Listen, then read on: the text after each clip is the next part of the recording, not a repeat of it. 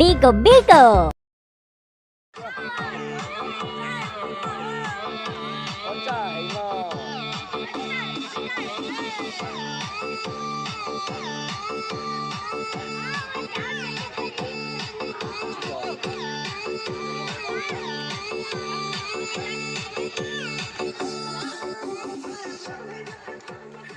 Tôi thằng thọ luôn chứ.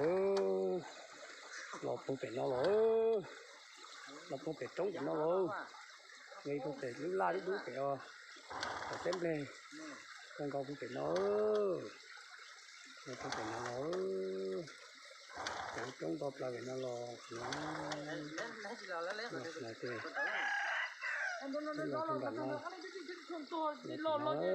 Không có đâu, trên ta là đi lo đi cũng cả cái đó. Người hỏi vậy là thế nào để chết tôi ta ơi. Có lúc chết tôi đi nữa. Em mới thấy rồi thì lấy này cho. Đó kìa. Cái là gì? Nếu làm đây để cái này sao thì ô. Chẳng có chơi nhiều tua cái này, tua cũng tua thế mò rồi nè. Cả chicky có mò mò.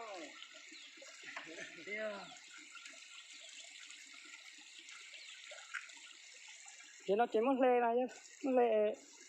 Thám ư, chứ không con chú đó chả tay nhân chú khó bao. Cái gì kia mà. Còn chiều kêu cho đi pa nữa. Trên này. Trên đây.